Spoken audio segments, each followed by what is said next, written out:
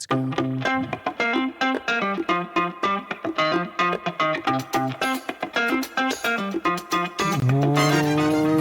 What's up, everybody? Welcome back. Episode 21 after Away From The Rink podcast. DJ McGrath here. Got my brother, Giovanni Flaminio. G-Bones, how the hell are you doing today, my man?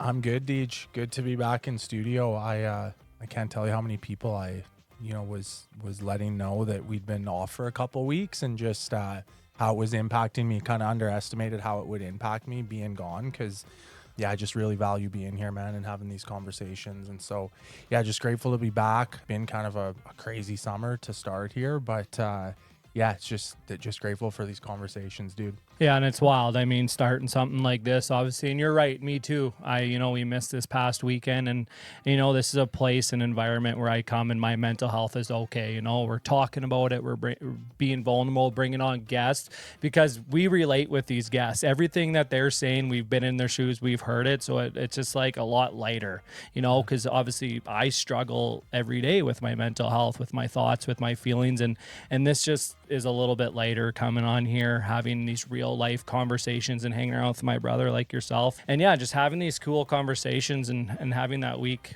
off was tough, but such is life, right? And you're busy being a father, and I'm busy on my end. I know I got a big tournament coming up here in a month, and it's life. So I'm happy we get to come back and have a real conversation. So before we get started here, I got to go to the lake. As many of our viewers know, the lake is kind of one of my special. It's the most important place probably in my life where I got sober, and we packed up the dogs, and my girlfriend and myself went to the lake for the past weekend. And this would have been on Saturday, my very first experience of hearing a tornado siren. Got alerts on my phone. My dad was calling me, my brother was calling me, just asking how the weather was, because the clouds were kind of weird. They're on their weather forecast, and there was kind of some tornado warnings. And I didn't think nothing of it. We're just sitting outside. My girlfriend ends up going inside the cabin, and all of a sudden I hear a it's like it's like the world was ending, and I'm like, fuck, like natural instincts, like, okay, defensive mode, DJ, let's go. We're gonna pack up our dogs. I call my old man. I'm like, where do we go? Because we're in a double wide trailer. We're not going to probably stand a chance against a tornado, but there's a hall at Acodale Lake where we all went down, and we were packing up the dogs, and everyone was down there, probably 150 people in this hall under kind of parallel even to the ground. Yep. And man, I remember sitting outside. Our dogs weren't doing very well with people, but we're outside and just funnel cloud after funnel cloud. And there's actually one tornado that touched down like 5 kilometers right in Jackfish. Mm-hmm. And it was like kind of one of those moments where I'm like, holy fuck, like Mother Nature. I've never been a part of that, and hearing that siren and going, thankfully none of them touched down. I got to go back home and back to the cabin, which was good. And following last night on on Saturday night, there was the exact same thing. There was another tornado, and people had to go down the hall, but it was quite the scene for myself. I've never been a part of that, but it's just like, I just remember straight defensive mode. Okay, is my dog's all right? Is my girlfriend all right? We're going to do this. Like, it was wild. Have you ever had anything like that with you? So it's funny you brought that up. Yeah, like not here. And I remember too, I was like, on Friday, it was going off on my phone, these alerts, and I didn't take it serious, I guess, but I don't think it was as serious in Saskatoon here. But when I was playing down in Oklahoma, man, it's a tornado alley down there, right? So few close encounters, like one's touching down in the city I was living in. But I remember it's like that term, calm before the storm. Yeah. It's, you actually experience that, where it's just like a silence in the community and in the environment before before those storms can get pretty crazy. So thankfully nothing that I was really close proximity to, but I just remember the skies down there just get so insane with those, low hanging clouds and just the darkness. Right. So thankfully nothing immediate to me, but it was a big part of living down there, just constant throughout like the spring and summer months. Yeah, no, for sure. And like you said, we always get those warnings, but nothing actually happens. But when it does, it's just being a man, I guess. I got to be defensive mode. I got to take care of everything. Well, fuck. Like, if a tornado actually came, I don't know what I would do. It's kind of, thank God everyone was kind of together and kind of supporting one each other. Mm-hmm. And I was told, like, animals too. Like, my dogs were pretty calm. So I was just like, hey, if they kind of were acting weird, maybe be a little bit more, but They can sense it. they Hey, could sense it. So no, it was really good. So before we bring on our next guest too, the Mental Health Classic, obviously the big tournament, the third annual in Saskatoon is coming up here in less than a month. August 8th and 9th at the Merlis Belcher, and we are having an after away from the rink table being set up for bringing conversations. I know Gio's going to be there, and he's going to be interviewing athletes, he's going to be interviewing parents, he's going to be interviewing guests or whoever that wants to walk by. So I just want to tell you guys, feel free if you guys want to come on, and we're going to make a video out of it, kind of such thing, maybe have some sponsorships, you guys could be a part of the after family. But yeah, G, do you kind of want to explain what we're going to do at the tournament? yeah, so just gonna have a table set up, like DJ said, and yeah, open really to anyone that wants to come on. Players, parents, possible sponsors of the show and of DJ's tournament may be there. So really, anyone who wants to come on, just some good conversations around a lot of the stuff we talk about, and I think it'll be interesting to not just have maybe the current or former players' perspective, right? Actual angles of parents and the younger generation, bucks, so to speak, right? And yeah, I'm really looking forward to it, man. I know this event is super meaningful to you, and just to be a part of it in some capacity is awesome. So I appreciate that. Yeah, and big shout out to Mr. Sheldon Kennedy. He's a big speaker at this year's tournament.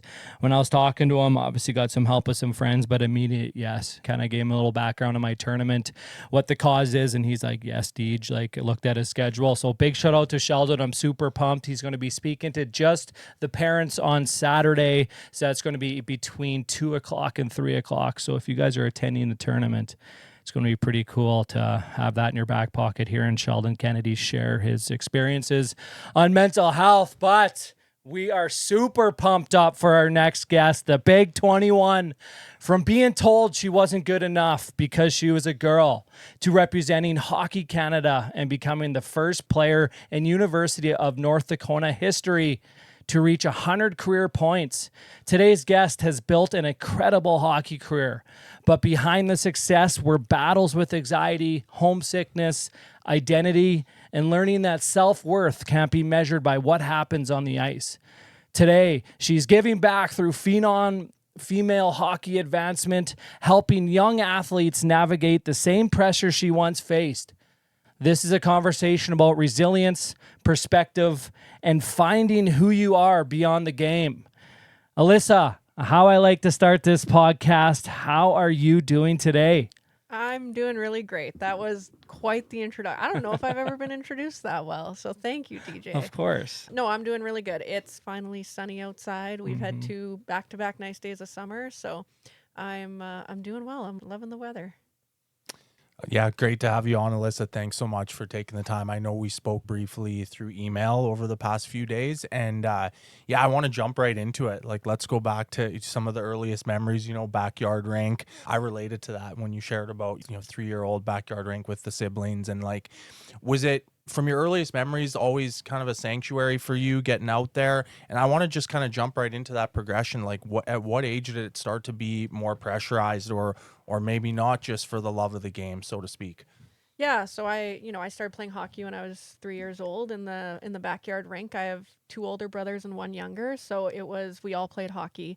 My mom would tell me my earliest memories would be, my brothers would go inside cold, and I would be like, she'd yell for me at the back door, Alyssa, come inside. And I'd be like, Mom, come be goalie. Like I just loved being out on the ice. There wasn't a girls' league. There wasn't girls' teams at that time. So I grew up playing boys hockey, much like many girls my age. And, my brothers we're 13 months apart. So he's 13 months younger, and we were always on the same teams and always playing together, which was great. My dad would coach.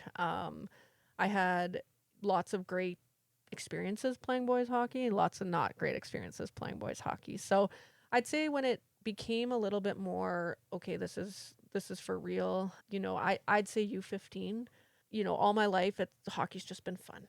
Hockey was fun. It was just my escape. Anyone in elementary school, I had my hockey friends and I had my elementary school friends, and my elementary school friends would say, Alyssa's going to play hockey in the Olympics one day, or Alyssa's going to play first female in the NHL one day. They all just saw my love of the game, and, nothing else mattered. I got to play, I played soccer, but I'd want to play road hockey, and I played 1 year of lacrosse, but I wanted to play spring hockey then. So everything just led back to hockey for me.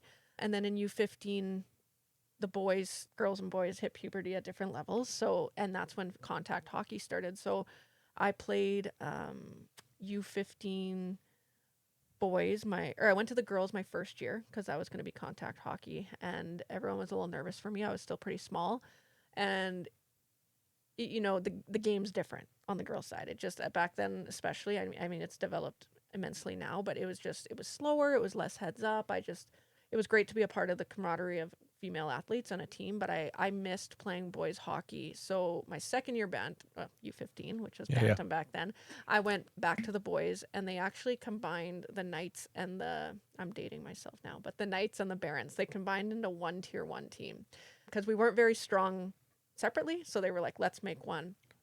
And I tried out, and I'll never forget, I headed to the locker room to find out if I made the team or not. And the coach, I won't say who, but, sat me down with my parents in the Gemini locker room and said, you've got the skill to play here. We're just scared for you and your size to play at this level.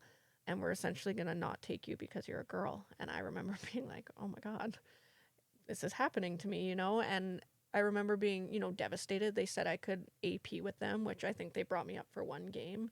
But then I was like, okay, I guess I'm going to play tier 2 with the Knights. So then I went to tier 2 and the tryouts. And 3 years ago, I'm still, friends with the kid that I played with, and his dad. And the dad let me know, when you were in tier 2 that year of U15, that second year, you were the best player in the draft. But we had the 6th pick or something, and everyone kept passing on you. And we were like, what's going on here?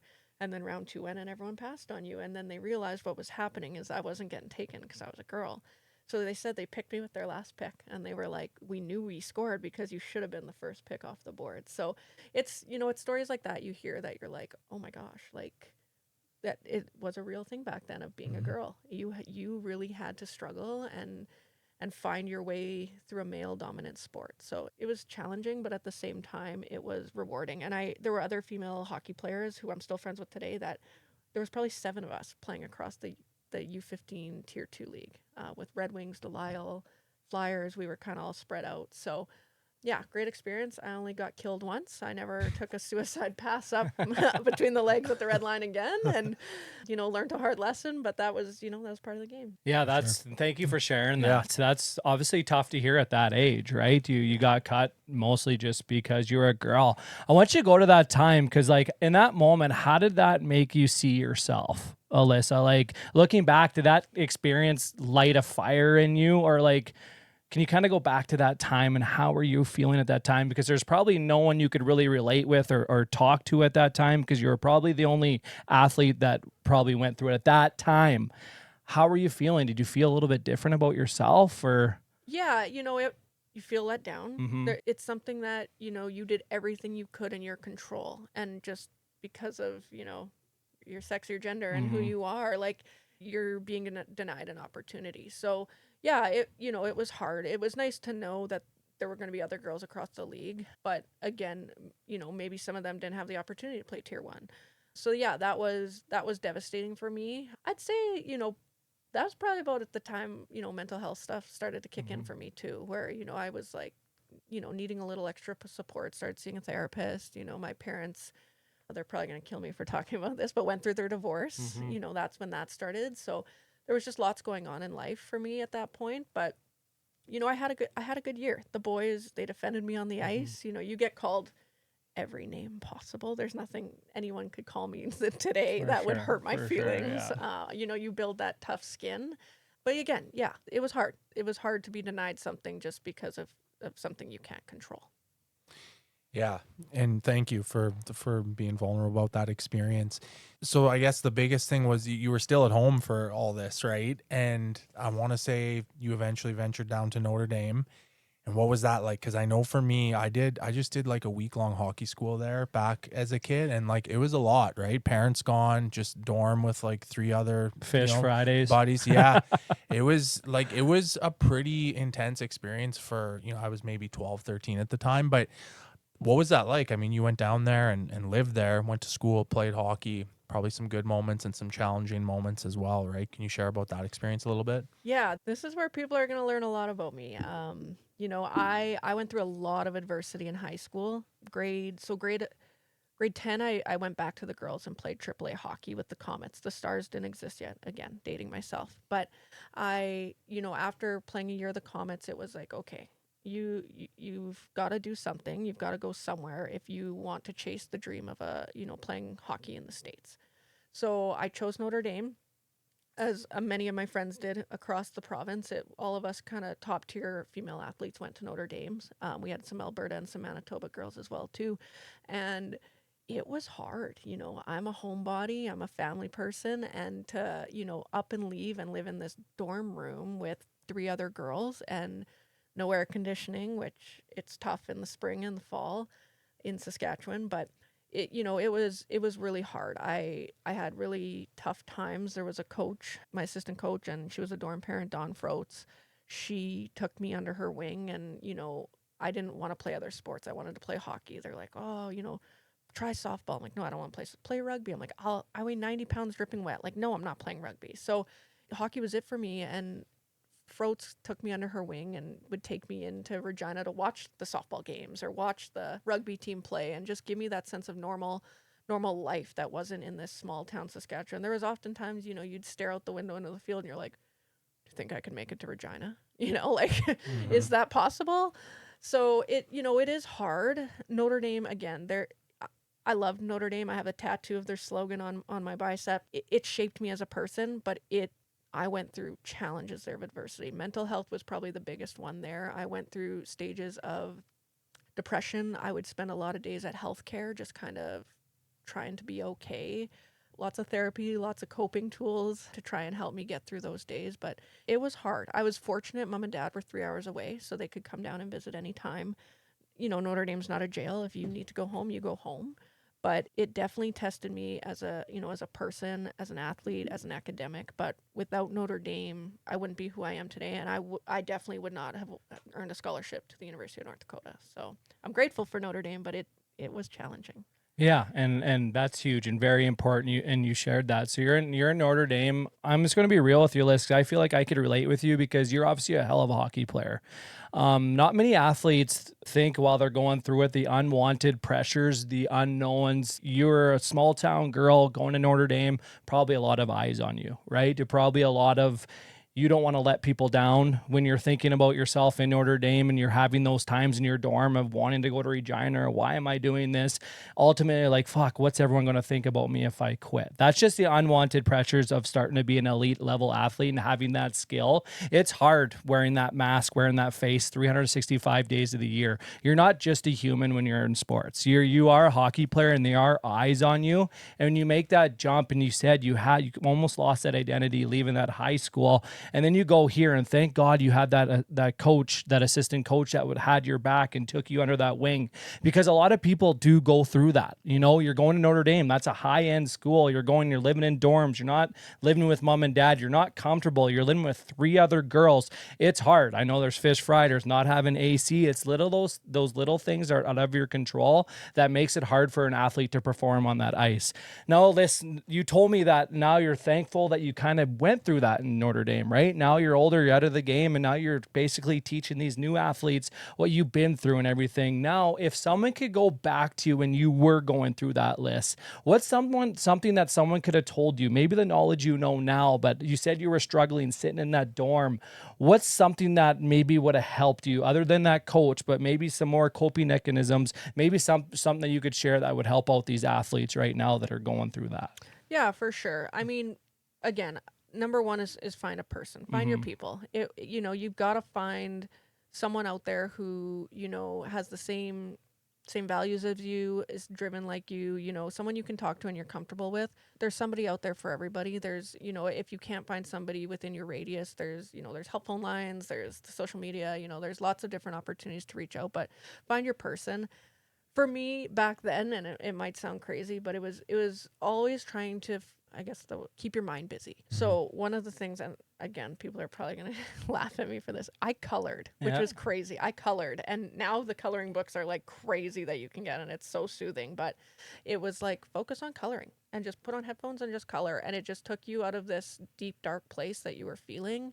You know, there were times where it got borderline dangerous for me, you know, and when I'd sit in that dark place. So find your people, find something, you know, a habit or a hobby that, you know, is completely different from the rink, something different from schoolwork, different from everything. And just find those things that make the little things in life worth it and bring you a little bit of joy. Yeah, and thank you for sharing that. And what about your teammates? I know you lived with 3 other teammates. How were they in your dorms when you were going through that? Were you vulnerable and open, or were you one of those hockey players that everyone goes through and mask it and try to deal with on your own, and showing up to the rinks probably you're comfortable, that's your safe spot, right? Where none of the outside matters when you show up to the rink. Like, how was that for you? Did you have teammates who had your back? Yeah.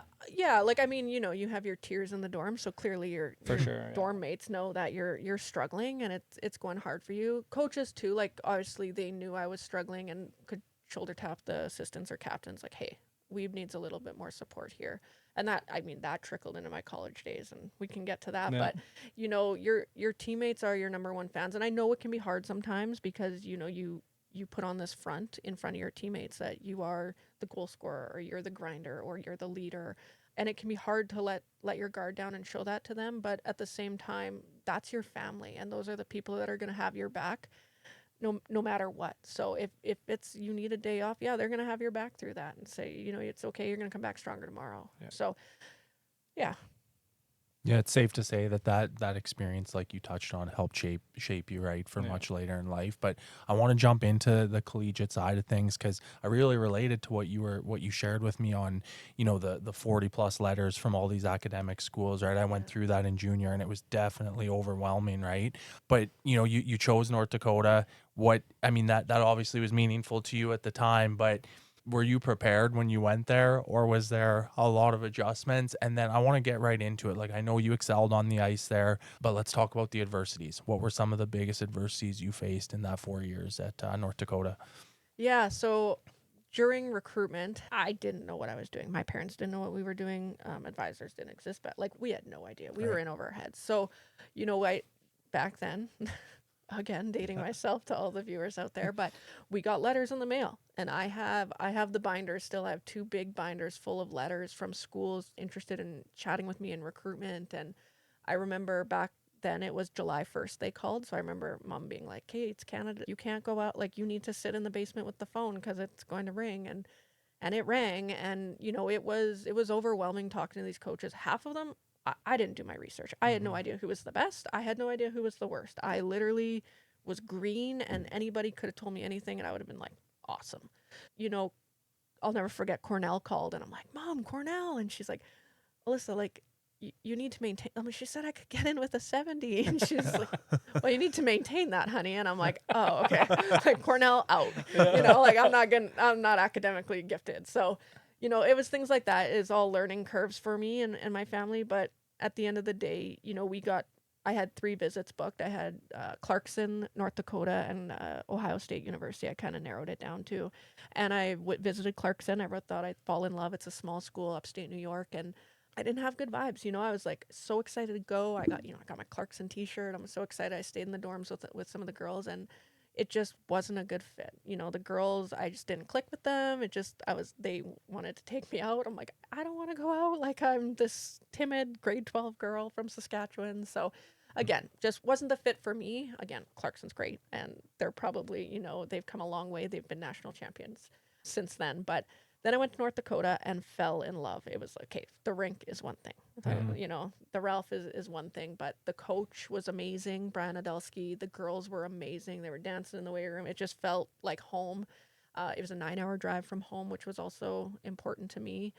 And then I had Ohio State booked, but I canceled Ohio State and I signed with North Dakota. And, you know, one of the biggest reasons I signed was on my way to the airport when the coach was driving me to leave, he said, "Weeb, we need you more than you need us." And I was like, shit, I'm going to play. Like, I know I'm going to step in here and make an impact. And that's what I wanted to do. And it was immediate. I went, I got first line minutes. I got to play with 2 seniors who were studs, and I had a great freshman year, continued through all the way to my senior year, but that's not to say it wasn't hard. So my first 2 weeks, you want to talk about adversity, is I stood in the parking lot of my dorm. I called my mom crying. I'm 18, 19, and I'm like, I can't do this. It's so hard. I'm coming home. Like, practices are hard. The workouts are hard. Like, no. And she's like, well, okay, you gotta go talk to the coach. So I went and saw the coach, and he's like, just give me till Christmas. If you hate it at Christmas, you can go home. I'm like, okay, I'm gonna give it till Christmas. And again, I'm back in a dorm, 2 people to a dorm, but I'm back in a dorm, and it was just further from home, a little bit more lonely. I'm in a different country. And I gave it till Christmas, and I fell in love. So was I the most gifted in the weight room? God, no. I hung out with the people who couldn't do pull-ups in the back, and I just grinded every day and got through that. I switched my major after the first semester, and until my junior year, like, it was, yeah, it was hard, but I adjusted. After that little bit of the adversity I went through, I adjusted. I didn't go to therapy, just kind of worked through it on my own, and relied on my teammates. Coach, again, this is what I said, is he nudged a couple senior girls and said, like, Weebe's struggling, and you guys need to take her under your wing. So they would, instead of eating dorm food, hey, you're coming over for dinner tonight, right? And they'd bring me over to watch Survivor and, have dinner with them. So, I owe a lot to those girls. I still talk with them. They made life comfortable for me that freshman year. And then after that, I moved out of the dorms and got to be in an apartment and start living. And I stayed down there for summers to train. And you can only work on campus down in the States because that's when you could get your visa to work. And luckily at North Dakota, we had a golf course on campus. So I worked at the golf course, and I lived it up in the summers. But yeah, it was tough. And it was tough. And I came out in college. I don't know. Do you want me to go into that? Yeah, I mean, if you're comfortable with it, sure. Yeah, just right before we talk this list, tons of information is absolutely incredible. Yeah. I just want to bring up, because I relate with you a lot. Gee, you could back me up on this, but just being a green person, your parents and yourself,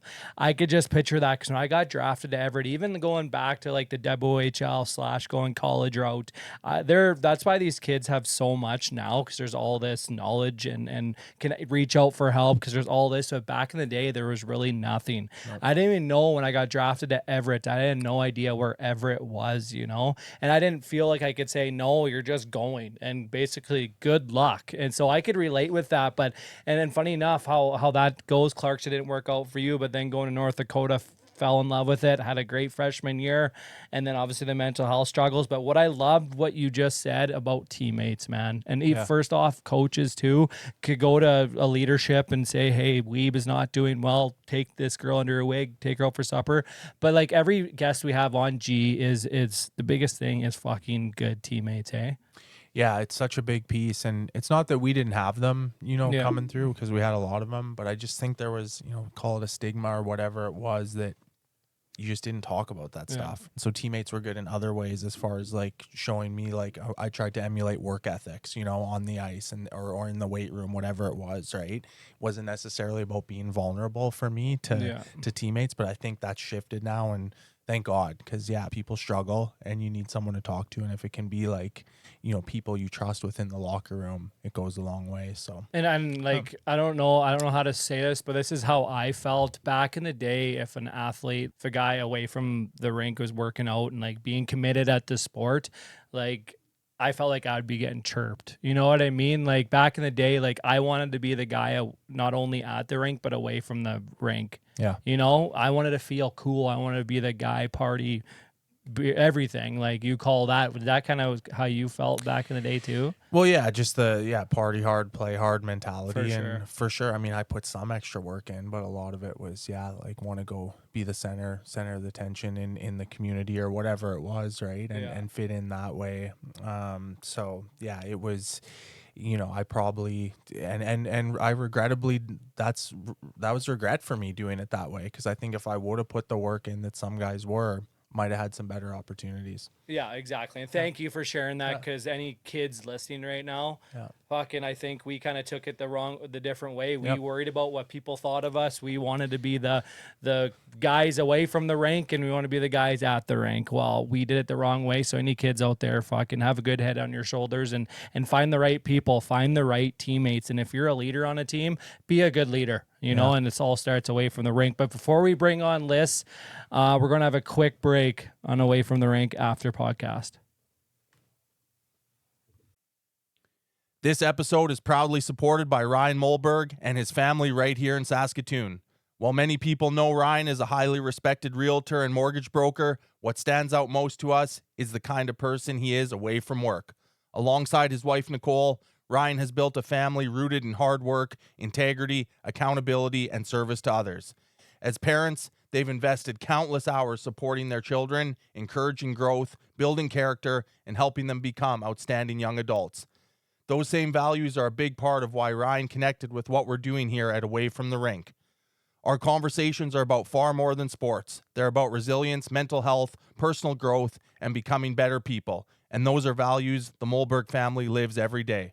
Ryan, Nicole, and family, thank you for your support and for helping us continue these important conversations. And if you're looking for guidance with real estate or mortgage financing in Saskatchewan, be sure to connect with Ryan online. Welcome back to Away from the Rink after podcast. We have our guest here, Alyssa Wiebe. Phenomenal first half to the show. Discussed a lot of cool stuff, the upbringing for you and moving away from home, Div 1 scholarship to North Dakota, pardon me. And yeah, I want to jump right back into some of those adversities, Alyssa, you touched on briefly that you faced there. And could you just kind of expand on some of those additional things you went through and how you overcame it and how it, helped shape you today? Yeah, absolutely. So one of the biggest things and changes in my life in college was in my freshman year. I came out. I always had boyfriends growing up, but I was always one of the boys. So, and to this day, I'm one of the boys. So, it was a little bit different for me. But growing up in Saskatchewan, North Dakota is very Saskatchewan as well. So when I did go to college, it was I don't want to say my first, but it was the first time I was kind of introduced to people identifying differently, and I was like, oh, maybe this makes sense for me. So it took me about a month and a half maybe, and I came out right away. I had a girlfriend, and it was, I didn't have a hard time coming out. Like when I did come out, I remember telling my mom first. I was very, very close. My mom's my best friend, so I told her, and she was like, oh, okay, great. Don't tell your dad. I'm like, oh, okay, great. So, I kept it from my dad for a while, and he came down to visit me, and I had my girlfriend with me who was my friend to my dad, and, he sat down with me at breakfast, and he's like, so what's your relationship with so-and-so? And I'm like, she's my girlfriend, and mom told me not to tell you. And he laughed. He's like, why? And I'm like, I don't know. So my family was very accepting. They always have been. She also came out, and her family too, was always welcoming of me. But yeah, you find a whole new self of who you are, right? Everything you've known about you and stuff like that. It's challenging, but it's also a breath of fresh air. You're like, oh, I get to be who I want to be. Is that welcomed in North Dakota? No, not everywhere. You face a lot of hate in those smaller states. So there were times where it was challenging, but again, I found my people. I found other people who identified as I did, whether that was a teammate or just other people in the city.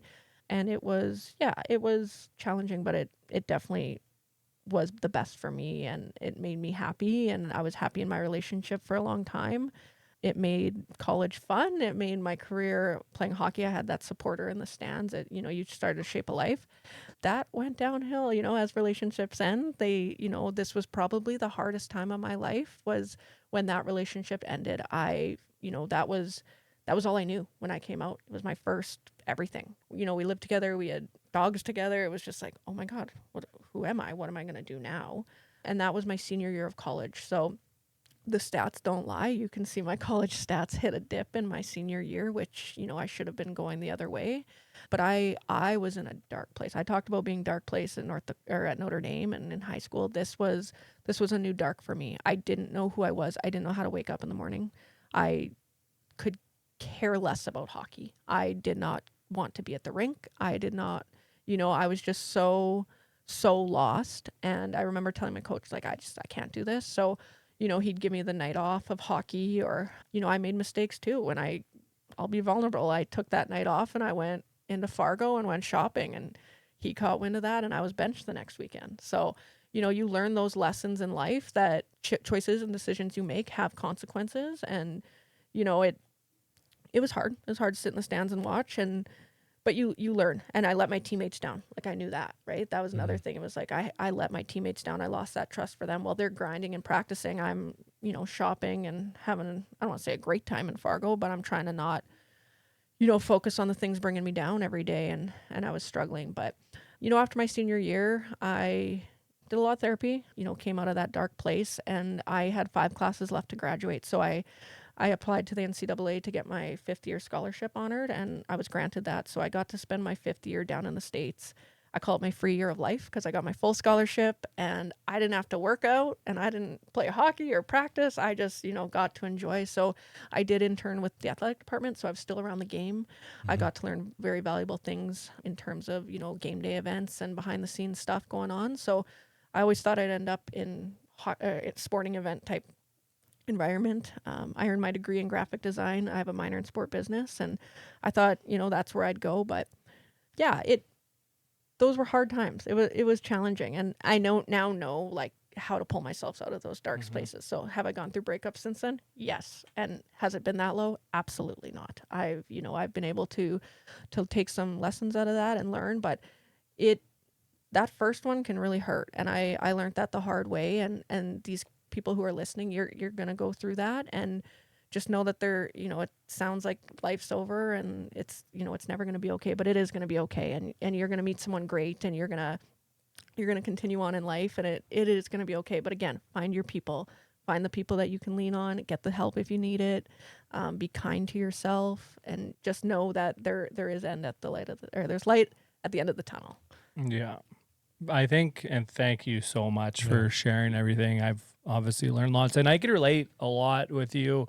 Obviously, when you came out, Liz, like, did you feel like a big relief? Were you hiding it for a long time? Like, talk to me about that, because I think that's important. Just with my addictions, probably with G, like, I hid it for a long time, and like, it started to affect me. I started going downhill, and then I finally told my parents I'm addicted to cocaine and drinking, and then boom, like everything, it seemed like I was free. Like, everything is okay. I'm not hiding anything. How was that for you in that time? Were you kind of struggling? Did you want to tell somebody? And back then, Liz, like, it's not like it is now, right? But a lot of people are coming out. It's one of those things. But back in the day, it wasn't like that. Yeah, it was hard. You start to see it and you start to be exposed to it and you start feeling it. And it's like, oh, I've suppressed these feelings for a long time. And when I look back, that coach from Notre Dame will be like, yeah, we all knew. And I'm like, why didn't anyone tell me? And they're like, well, you don't tell someone that. They figured it out themselves. I'm like, okay. So, clearly I suppressed those feelings. And I don't want to say I was, I got attached to people very easy, but definitely got attached to teammates or things like that. You realize you're like, oh, maybe I didn't want to just be their best friend, maybe there was feelings there. So it's things like that. But, when I did come out and get to be my authentic self to my family and my friends back home, like all my buddies back home, like they might say that they knew. Obviously everyone seemed to have known before me, but I had to come out to them and they're like, oh, that's awesome. Like, I don't have that terrifying coming out story. Yes, I got to learn a little bit more about myself and be my true self and live authentically. I didn't have any people be rude to me or mean to me personally, that are close to me and that I'm, that I care about. I didn't lose friends over it. I didn't lose family over it. Did things get said behind your back?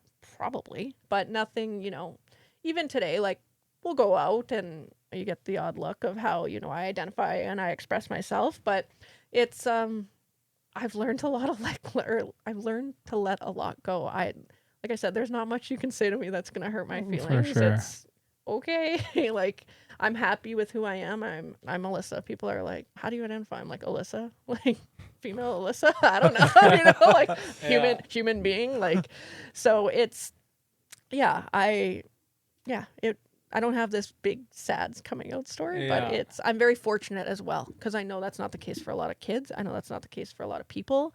I'm very grateful to my family and friends for being so accepting, and still to this day are. Yeah, and thank you for sharing that, because Yeah. I mean it's going to help out a lot of female and male athletes, because I obviously it's obviously hard to come out, and especially any type of thing when you're hiding something for so long, come out. What's everyone going to think about me? What's my family going to think about me, my friends and all that? But like you said, maybe a couple people are talking behind your back, but who gives a fuck? If Yeah. Alyssa's happy, that is all that matters, right? And that's came with my sobriety, right? Yes, I had a probably lost a lot of friendships that were meant to serve me no more, but I found my people. I found my life. The people, places, things always come back at you. So it's true. But I just want to, let's get vulnerable here. I think this is a good time to get vulnerable with us three. Let's talk about relationships, especially being an athlete and active, being an athlete and maybe getting your heart broken or getting into a fight, and how hard it is to try to show up to the rink and perform to your best, try to hide it. I know I was a guy that hid it. If I got my heart broken, not a chance in hell, I would tell the true story, because I don't want people to know I got broken up with. But it's so hard. And a lot of kids who I deal with, like a lot of young athletes, a lot of them are, I'm struggling with my girlfriend or I'm struggling with my boyfriend, right? Have you had anything in your past, like it's relationships, it's hard. It's a lot of athletes go through that. And that's kind of a stigma is this topic. Yeah. Well, you talked about that first, like, real serious one at college. And yeah, mine was, high school, and just like, you're playing top level, whatever, junior, AAA. And yeah, I just remember it impacted me like significantly, but shoved it for sure. And it could still like show up and perform on the ice. But I remember like really struggling. Like, yeah, you touched on it. Like, I was legitimately heartbroken, and I was like, what is this? Right. And, yeah, I just think because I've always been someone who just gives it my all to everything, including relationships, still to this day. And so, yeah, just having to learn how to navigate that as a young kid still essentially was really fucking hard. No, yeah, and especially when you are going through it, then obviously the things that you once loved, such as hockey, going to school, like Alyssa said, when she was going through her first big breakup, your points stopped going on the scoreboard, right? Maybe your academics, stuff that you once were so, and then a relationship happens and everything else doesn't matter. And I've been through that, and it sucks. But I always say, like, fucking time heals, and I'm big on adversity too, right? And we're going to touch on this list because you're obviously a big presence in the female hockey world with Phenom and everything. And I want to ask you a question, like, what are female athletes going through now? Like, they're struggling, because obviously these girls aren't coming to you guys just for what's going on the ice, but they're coming on all aspects away from the rink and everything. What's the biggest thing that these girls are struggling with? Yeah, we work with the youngest we'll work with is grade 8 up and through grade 12, and every player has their struggles. So it can be anything from, we do see a lot of academic struggles. We do see a lot of mental health struggles where they're putting all this pressure on themselves. We see a lot of points. It's all points based. So if they're not putting points on the board, their confidence dips, and they don't know how to get that monkey off their back. A lot, especially when they're coming into their grade 9, 10, 11, 12 is their recruitment years for college. A lot of comparison. They sit there and they watch on social media announcements of their friends, of their their rivals getting signed to these schools, whether it's a D1, a D3, a U Sport, ACAC, ACHA. They're seeing this, and they'll contact me and be like, oh, so and so, did you see so and so sign? Like, oh, I'm just like, I'm not really talking to anyone. And it's like, you know what? You can't focus on what others are doing. You have to stay course. Your recruitment journey is your recruitment journey, and the only one that can take care of it is you. Your time is going to come. We see kids sign in grade 10. We see kids sign in grade 12. I just talked to, the Clarkson coach, and he said they just signed a grade 12 kid. Everyone thinks if you don't sign in summer grade 10 into grade 11 that the D1 dream is done. That's not the case at all. And now D1's changed where you get 5 years. So the comparison of, she's signed and I'm not, or she went on this visit to this school and they didn't respond to me. It's crazy, and it's weight on these kids' shoulders. It's weight on their minds. I'd say that's probably the biggest one, is there's just so much pressure on them. And I think they don't want to let their friends and their families down too. Their parents invest so much in them, whether that's, AAA hockey or spring hockey or development, off ice, on ice, that they, that's the goal. And most of them, it's always D1. I want to play D1 hockey. It's like, okay, everybody wants to play D1 hockey, but there's only 200 and some kids that are going to get to do it every year.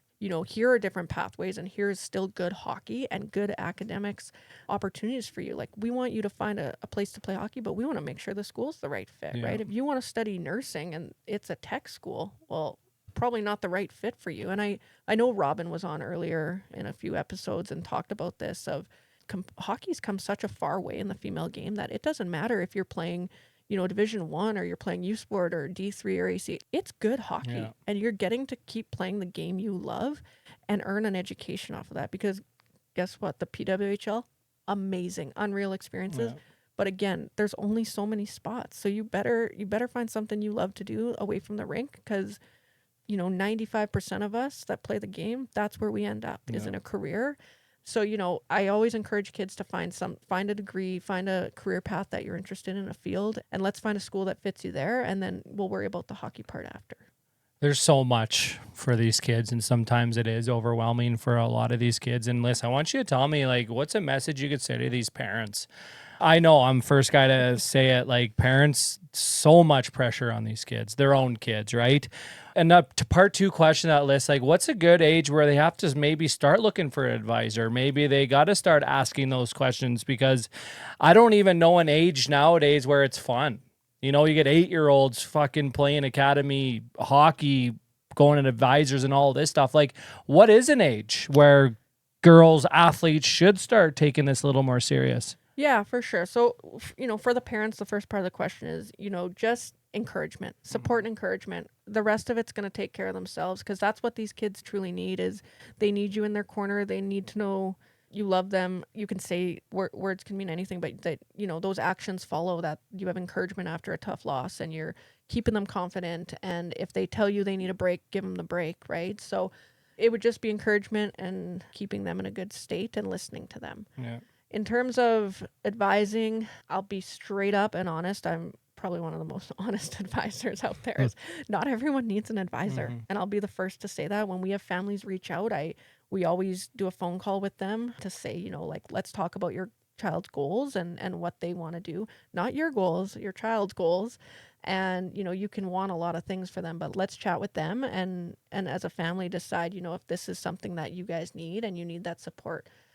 We will not work with anyone lower than grade 8, younger than grade 8.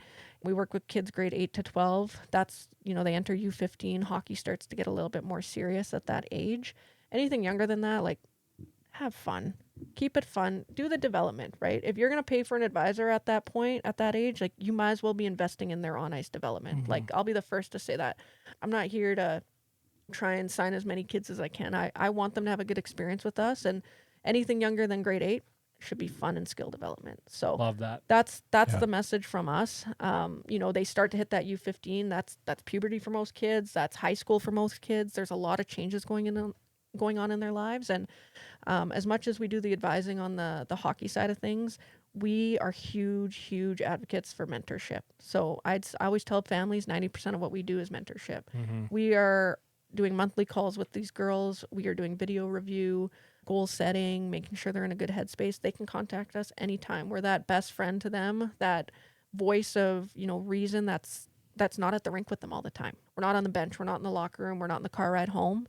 They can text us, call us, we're always there for them. And, we work with kids who are at different levels of, mental health. Some of them are, I don't want to say severe, but they need that extra love. And some are like, good to go, and they're just happy, but they just don't know where to start with their recruiting journey. So we support anything from, the mentorship side to their recruiting journey, making sure they're talking to coaches and reaching out when they should be, taking care of that part of the journey, because it can be tough. You see kids send a mass email out. It's like, you hear from college coaches, they just delete those. It's got to be personalized, right? You've got to take that extra care and attention. They got to know you're actually interested in their program, not just their money to get a scholarship to go. We help them through that process, finding them a fit that is A, their skill level, and B, also academically. We talk about that. So actually I'd flip those, A, academically, and then B, their skill level. because not every kid's D1 skill level, Yeah. but there is a home, right? We work with kids who play A hockey. We work with kids who play prep hockey. Everyone has a next level, and we're here to support that. Yeah, that's awesome. Thank you so Huge, much for sharing. huge. Because, personally, I've just got into it myself, helping a couple young athletes, kind of that U15 area. I know DJ's been doing it for multiple years, and it's rewarding, right? And that's kind of the last question I had for you was around identity, kind of bringing it back personally for you. Once you were done playing, officially that playing career was done. Did it take you several years to kind of find that identity and purpose again? Is Phenom kind of been, what brings you joy now? I can only assume it is, but what did the journey to get to this point mean to you in shaping that identity for you? Yeah, I mean, every hockey player or athlete goes through that. When your career is over, you are like, now what? Like, I don't Yeah. have it. I don't have a team. I don't have those friends and those relationships. I don't have a coach who is essentially sometimes like a parent. Like, you're like, okay, that's gone. I don't have a schedule. I don't have an itinerary for my day. Like, you go to the hockey rink and you're like, or you're on the road, here's your itinerary, right? 8 a.m. breakfast. And, you just don't have that anymore. So you kind of are like, I'd say a little bit lost. So it takes time. Again, like Deej said, like time heals everything, and you will find that new identity. You will find who you are. You'll find new friends, new people, and all that. But yeah, it took me some time. It was hard to step away from the game. I think, I had the opportunity to go overseas and play, but I played Team Canada U18 and U22, and I was tired. I was mentally tired. There are people who have the mental strength and durability to like continue on and push through and get through. I was tapped. I couldn't do it anymore, and I wanted to start a family, and I wanted to start a career, and I luckily have both those things. I have a beautiful wife. I have 2 kids. I have that side as a check mark, and then the career. So I work full time on top of Phenom and love my job at the University of Saskatchewan. So I checked those boxes, but that took time. It did not happen the first year out. It took time. And now, I got into coaching U15 AA 4 years ago now, and that's how I met Willow.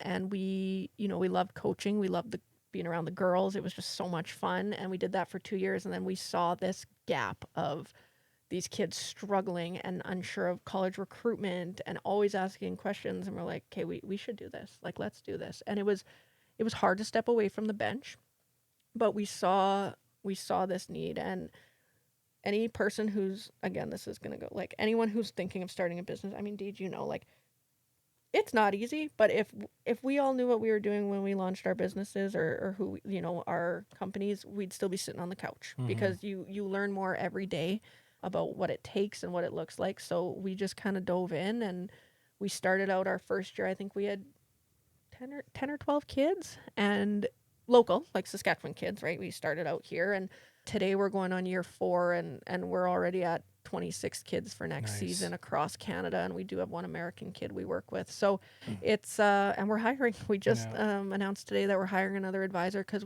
it's becoming this bigger than the 2 of us, and we both got families at home. So yeah, it's great to give back to the game. It's great to talk to these kids and be able to share our journeys that me and Willow both went through to help them get to their next level and what they can expect, because it's not easy. And you've had a couple girls come on who went through AAA and then now have just finished their first year of college hockey and are like, yeah, it's not easy. Yeah. Like, it's not what it, you see the videos of them celebrating their goals and being studs on the ice and all this stuff, but everyone's got a battle behind the face mask. And it's so, I don't want to say cool, but it's so nice to see these kids open up and be vulnerable. And yeah, that's Phenom. We're here to support kids and help kids. If we don't think we're a good fit, or you're looking for someone to find you a college home, we can't guarantee that. We're not agents. So I'm the first to say, like, I'm not here to take your money. Like, I'm not, this isn't going to be a good fit.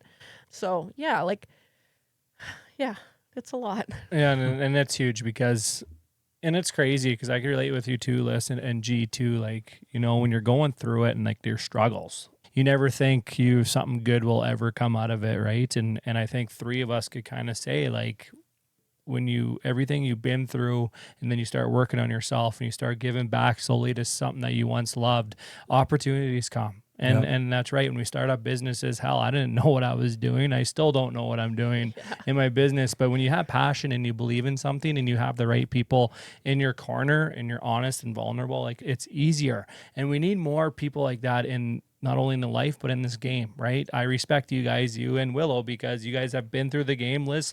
You're not only were a good athlete, but you've been through the ringer, you've been through the trenches, and you're using your past to mentor, to guide, to, you know, be a big sister pretty much to these athletes. And that's needed because us three can say there was none of that shit going on when we were playing, right? It was kind of fend for yourself and good luck to you, right? Yeah. So Liz, here's a pretty personal question for you, like asking my guests. I want you to go back to a time, and it could be in Notre Dame, it could be when you were in North Dakota, when you were struggling.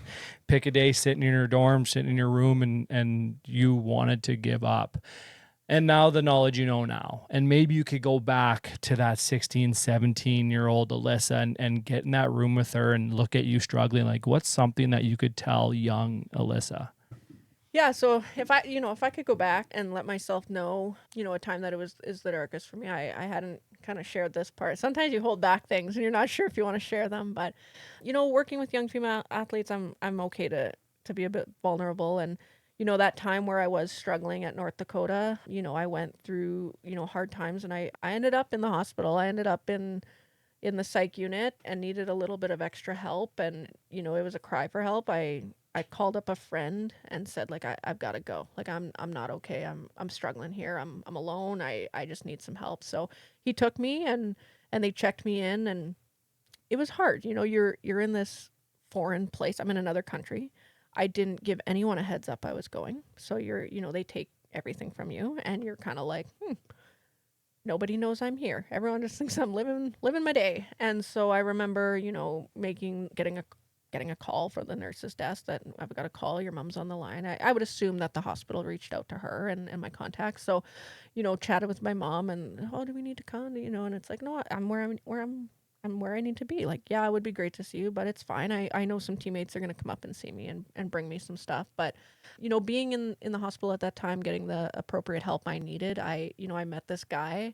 I won't say his name, but I still have him on social media, and he was going through the exact same thing I was going through. A tough time, a tough end of a relationship, and not knowing what to do with that. And, me and him, we bonded. We watched the NHL playoffs were on, and we just we connected that way, and we still, follow each other's story today. So, if I could go back, I thought at that point in time, my life was over. I didn't know what I was going to do, who I was going to be, what my life was going to look like, if I wanted to continue life, being honestly, because you just feel so lost and empty. And seeing this guy go through the same thing, I'm like, okay, it's going to be okay. And, we worked through things together, and we talked about things, and we laughed, and you kind of find that little bit of joy again. And when I got out of, the hospital and could start seeing the little bit of light at the end of the tunnel, I think at that point that was my big cry for help. And everyone at that point close to me or teammates knew where I had been, and everyone kind of took a little extra care to me, and we're always checking in. But if I could tell myself, no matter how alone you feel, because I felt alone and in a very, very dark place, always reach out for help, no matter who it is. I wasn't comfortable to call a teammate. I don't know if any of my teammates know that from college, but I didn't want to let them see that side of me. I didn't want them to see that. So I called a classmate who had nothing to do with hockey. I would consider him a friend, but more so he was a classmate. And I said, like, you gotta come get me. I gotta go. And away we went. And that was it. Even to this day, it's never brought up. It was just kind of, I needed that neutral person. And I would say, find that support. And if you can't, reach out to anybody to take you. Nowadays, call an Uber, right? Like, I don't know, like call an Uber, call a cab. Like it's, just find your way to help, because there's so much help out there. There's so many people that care about you, even though you don't know it. You might not know them. But you're valid, and there is so much future out there for you. Like, I look now, and in college, I would have never imagined this was my life ever. You'd probably ask some of my teammates or my college coach, he would laugh. He would probably laugh and be like, you're mentoring kids? And it's like, oh, you don't know how much life I've lived, right? Like, and it's like, it's going to be okay. There's always going to be that light at the end of the tunnel, and life has so much to offer you. And I mean, you're 14, 15, 16, 17, 18 years old, even into your 20s, like college days, best days of your life. Like, there's so much more life after that, and it only gets better. Yeah, it's really well said. I mean, I always appreciate the vulnerabilities and just the relatability for me too, right? I had to check myself in once or twice before as well, and it was just, it wasn't active ideations necessarily, but just I was done. I just couldn't continue and just felt so alone in it, right? And I think that's a big piece. And we don't talk about suicide a lot on here, but for me, it's like I was maybe too scared to do it, but the thinking around it was, these people I love the most potentially could be better off without me around, right? That was the thinking. And it's very skewed, very delusional in a sense, because we're all super loved, right? And supported.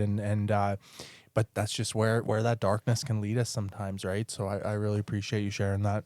Yeah, and I think it's important. Obviously, us three could say we're almost thankful that we did go through what we went through when we were younger, because it shaped into the people who we are today. Now we're giving back, using our past to mentor these athletes now. So anyone out there that is listening to this right now, like whatever you're going through, and I share this all the time, like whatever you're going through, you could use your past and you could help out somebody, because you need a sense of purpose and a sense of passion. I keep saying that. Gio is a prime example. G was going waves up and down with his addictions and being sober. And when there's a spot available for G to be on the podcast, I'm like, guy needs purpose. Yeah. I told myself, if I didn't do what I do when I first got sober, Liz, like I didn't do counseling or rehab, not because I didn't want to, it's because I had no knowledge. If I didn't share my story 3 months into my sobriety, I don't know if I could go back to a normal 9 to 5 and stay sober in this fucked up world. Yeah. Like me finding purpose and knowing everything is going to be okay. That is the realness. So, and that's why, like, I know it's tough when you're in it. It's so hard to believe that, right? It's so hard to think that way, but that's why you have people with real lived experiences doing what we do, to shed some light that it's okay. Yeah, that's exactly it. You feel like it's never going to be okay, and there is no end. There is no positive end, and there's no outcoming this, and there always is. And that's why we mentor. That's why we show up for the kids, and we want them to know that no matter what happens, there's always a way out, and there's always a positive way out. So absolutely. It's always going to be hard, but again, we've lived these experiences. We want to share them with the kids. And when you talk about finding purpose, like I absolutely, like, I love my job. I love my 9 to 5 job. Like I enjoy going to work, but like I absolutely love Phenom and working with the kids. That makes me happy every day. Whether they're telling me the hardest things they're going through or the best news they got because they're signing with a school, like either or, I still look forward to it, because I know I've been a part of their journey, or I am a part of their journey, and I get to support them through that. And from that we launched Prospects on the Prairies, right? So it's, again, I just spent a weekend in June running the inaugural Prospects on the Prairies with Willow, and it was a full weekend. I mean, you live it with the Mental Health Classic. It's a full weekend of work, but it doesn't feel like work. No. It is the most enjoyable thing ever. And everyone, find something you love. You'll never work a day in your life. Oh my God. Like, you never think you're going to find it, but like, oh my God. Yeah. It's like, I loved every minute of being in that rink, whether I talked to a parent, a ref, a coach, a scout, anything, a prospect. It was just, you got to know the kids more. You got to see them, encourage them, talk to them. Next year, actually, DJ, based on your podcast and watching you bring in these college girls that have, lived it and gone through the experiences, like next year I want to bring in a panel of current college players who have gone through the recruitment journey, and I want them to share their message with the girls at the showcase who are trying to get recruited and trying to find a home, and say, like, I didn't get calls on June 15th. Yeah. Like, or I got one and it didn't work out, or I got 17 calls and this is how I chose the school I wanted to go through. Like, everyone's journey is different, and I want to share this perspective from the current college girls going through it, so that's who these girls need to hear from. Yeah, that's so very important. And I could relate too. You could bring in an NHL or PWHL, but how many of these athletes are going to be PWHLers, right? And that's why I bring on WHL junior A guys, so these kids could relate. And I think it's so important. It's so powerful bringing on, people that these athletes are going to walk through, are going to live, and hearing it, real lived experiences, because everyone only sees the mask, the athlete on the ice, but no one knows how did it take for them to get to that spot. But we could sit on here for days talking with you, Liz. And first and foremost, I know I could speak with G. We're fucking proud of you. Yeah. Thank you. You're definitely an important face in the female side of hockey and hockey in general. And you and Will are doing some sweet stuff with Prospect on the Prairies and Phenom. And if athletes want to get a hold of you, what is a good way of getting a hold of you? Yeah, you can reach out to us on social media. We're on Facebook and Instagram. Our website is phenomfha.ca. So if you want to reach out to us, visit our website or find us on social media. We're very quick to respond. We're the nicest people. There's no question you can ask us that we won't answer. So. Yeah. Right on. No, I'm super inspired today, G. That is episode 21, After Away From The Rink podcast with myself, DJ McGrath, and my brother, Giovanni Flaminio. Thank you for listening to After Away From The Rink podcast. This is Gio. Just a friendly reminder that the views and opinions shared on this podcast are our own and do not necessarily reflect those of any organizations, employers, partners, or sponsors. Listener discretion is advised, as some episodes may contain discussions surrounding mental health, addiction, trauma, and other sensitive topics. If you'd like to connect with us, check out the links in our bio or send us an email at afterpodcastofficial@gmail.com. Please follow us on all major social media platforms and be sure to subscribe to After Podcast Official on YouTube and Spotify. Your support helps us reach more people and continue having these important conversations. Thank you again for your support. We appreciate every listen, every share, and every conversation. Until next time, take care of yourselves and each other.